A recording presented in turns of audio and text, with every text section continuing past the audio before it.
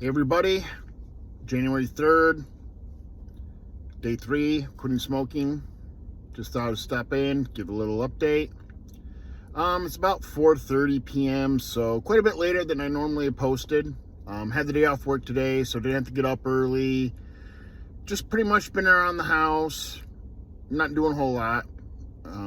Did have to leave earlier, do some errands. I'm out now doing some more errands. Got to run to the grocery store here, get something to make for dinner. So we just want to give a quick update.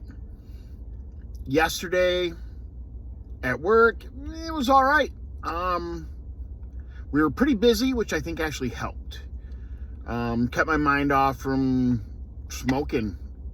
Kept my mind off from having withdrawals, That seems to be a trigger of mine, is boredom. I don't got nothing to do. I'm kind of bored. I'll go smoke a cigarette. That's how my brain worked. One weird thing I noticed, every time I drove by a gas station, my brain's like, hey, you go in there. Guess what? They got cigarettes. Buy some cigarettes. All this will be over if you just buy some cigarettes. It'll be okay. Haven't been in the gas station. No cigarettes. Day 3, doing good. Today's been rougher. Withdrawal symptom-wise, been them all. I've been having a headache all day, brain fog, anxiety, upset in my stomach. It sucked. It's a good thing I've had the day off. I was able to go take a nap earlier, lay down. Didn't really nap that well, but at least I was able to lay down. Haven't really had to deal with people, so the anxiety and the grouchiness hasn't really been too big of an issue. But, if I had to be at work or whatever, dealing with people, might be an issue. Probably be a little more challenging, a little more difficult. So that's been good that I'm able to be home, which kind of brings me to a point. When you're deciding to quit smoking, it's a good idea. They say, okay, you got to pick a date, stick to that date, go from there. But it's also a pretty good idea to look at that date and see what's going on during that time. You want to make sure you pick a time where, there's nothing stressful that's going to be happening. You don't want to pick your busiest time at work or anything like that. Maybe pick a time when you can take a few days off from work so you can get through that initial withdrawal of nicotine, the actual nicotine withdrawals. That's going to be huge if you can stay home, not have to go to work, stuff like that.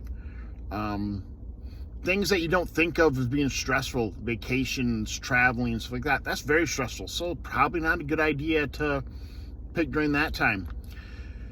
Then also is to be able to identify what your triggers to smoking are, whether it be stress, riding in the car, boredom. So I know my triggers are driving in the car. That's where I do my smoking. That's where I smoked the most, was driving in my vehicle. I'm commuting to and from work. I practically chain smoked the entire half an hour drive, one after the other, all the way to work, all the way home. So that's hard to deal with while I'm driving to and from work and commuting. But going into it, I know that I can be prepared and know I'm going to have that urge. So I just wanted to get on here, say, hey, let you know, day 3, we're still going strong. So according to the timeline, cravings, stuff like that should be peaking today, the next couple days, right around in there, right around 3 days.